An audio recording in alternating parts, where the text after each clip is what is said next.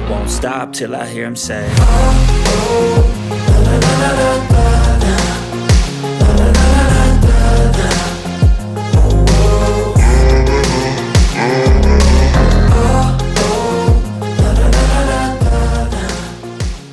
This year, we do need more money, but we don't just need more money for vaccines for children eventually. We need more money to plan for the second pandemic. There's going to be another pandemic. We have to think ahead. And that's not something the last outfit did very well. That's something we've been doing fairly well. That's why we need the money. Thank you all. Plan for the second pandemic. There's going to be another pandemic. When the pressures of the 2008 financial crisis repeat themselves, as at some point they unquestionably will, when the pressures of the 2008 financial crisis repeat themselves, as at some point they unquestionably will, a processing infrastructure that operates completely on automatic without a central managing hand would drive the financial system straight off a cliff. Would drive the financial system straight off of a cliff, ladies and gentlemen. Welcome back to the CYPRX Advanced YouTube channel. If you all are interested in learning about cryptocurrencies, commodities, indices, foreign exchange, go ahead and subscribe to the YouTube page. Very interesting video breakdown that I have for you all here today. Pay attention to who is on this panel. Individual from Barclays, individual from R3, individual from Swift, sitting next to Donald Donahue at the DTC Blockchain Symposium back in 2016, mentioning a financial crisis. We already know that Ripple appointed him as an advisor. He was a former CEO at the DTCC. That is massive for Ripple. Again, the devil is in the details. I tweeted out to you all that the cryptocurrency markets are heavily manipulated at this current moment in time. It is honestly disgusting that people in power have the ability to manipulate these markets without answering for it, because no one asks questions. 90% of people just live in fear. Guys and gals, pay attention to this video breakdown. It is extremely crucial. Look at who is sitting on this panel. It is not a coincidence. Everything is manipulated. Everything is planned. Again, nothing that I'm constituting here is financial advice. This is me just doing research that I can display to you guys on YouTube without hopefully getting monetized. So going over here to an interview that Brad Garlinghouse did on CNBC, pay attention to what he says talking about Ripple and XRP being deemed a security by the SEC. Go ahead and take a listen. It is a carbon neutral blockchain. So these are all examples of it being more efficient, but all of the XRP that has ever been created has already been created. So it's a zero inflation dynamic. But the core of what you're talking about around regulation, I think, is what we're experiencing here in the US with the SEC. The SEC is making the assertion that these are investment contracts, that Ripple's sales of XRP to our customers is actually an investment contract. And a security is something where when you buy it, you own part of a company. You have a right to the profits. You can vote on the board of directors of that company. All those things that are certainly CNBC covers in depth. That isn't true with XRP. If you buy XRP, you don't have ownership of Ripple. And I mean, ironically, you actually have XRP owners who have tried to sue the SEC for even bringing the case. Brad, Okay, so check that little video, Stip It Out, CNBC interview that Brad Garlinghouse had. I want to take your attention over here to a very interesting thing that I found on the dfs.ny.gov website. DFS grants virtual currency license to XRP, an affiliate of Ripple. 4 virtual currency firms have now received approval by the DFS to operate in New York. DFS is pleased to continue to foster the growth of New York virtual currency marketplace and industry through thoughtful and appreciation of regulation, said Acting Department of Financial Services Superintendent Maria T. Vulo.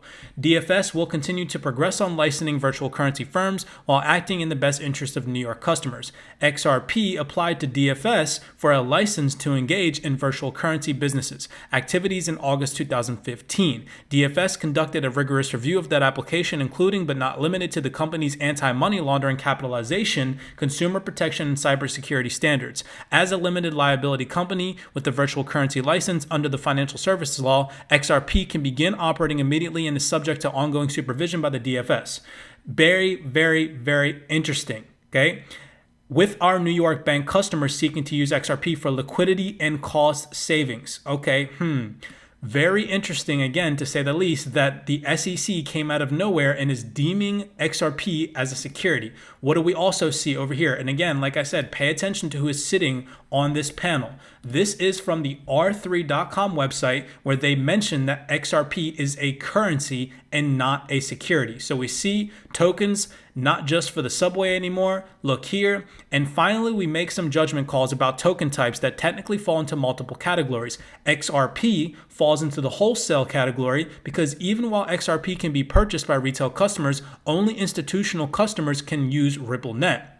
And again, why, if XRP is a security, would this be sitting on the r3.com platform? We know that R3 and Ripple have a partnership. Coming here, we see wholesale. XRP falls into that category. We see a highlight here. Cryptocurrencies are represented by Bitcoin, XRP for RippleNet, and Ethereum, the only 3 cryptocurrencies which again operate in the top 10.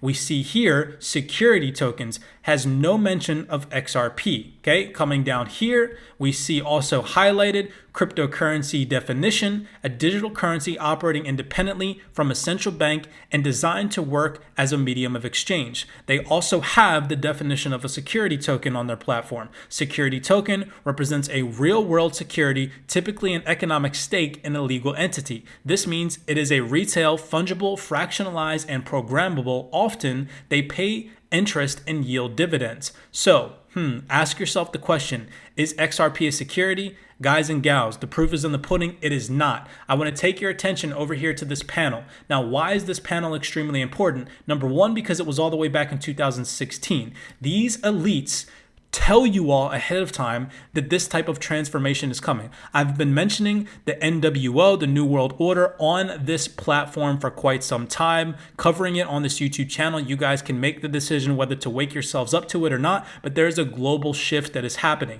Again, taking your attention to who is sitting next to Donald Donahue. We see Lee Bryan. He is from Barclays. He is the CTO of Barclays. That is this gentleman right here. We see David Rudder. He is the CEO of R3. He is sitting right here. And then we also have Fabian Vanderreit. I hope that I'm pronouncing his name correct. He is the global head of securities at Swift, and he is sitting right here. Again, a panel that took place by the DTCC on blockchain symposiums back in 2016. I want to now take your attention over here, and what do we see? Ripple Barclays Accelerator backed $1.7 million round for Remnant's firm. Barclays Accelerator program, Ripple and others have backed a $1.7 million round for a new Remnant startup that will use XRP. Coming back here in 2016, we see Barclays sitting right next to Donald Donahue, who is now a Ripple advisor, who was a former CEO at the DTCC. Very questionable. Sitting next to him is David Rudder, CEO at R3, and what do we see with the R3 Ripple integration?